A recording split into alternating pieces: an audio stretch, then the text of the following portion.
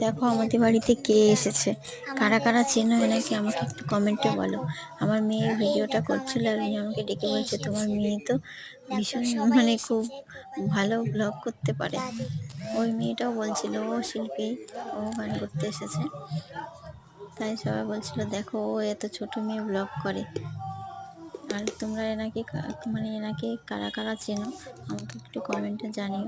আর এনার গান শুনতে কেমন লাগে দেখো, তাই আমি একটা ছবি তুলে নিলাম। আর ওনার গান তো বাবা তোমার দরবারে এই যে পাগলের মেলা।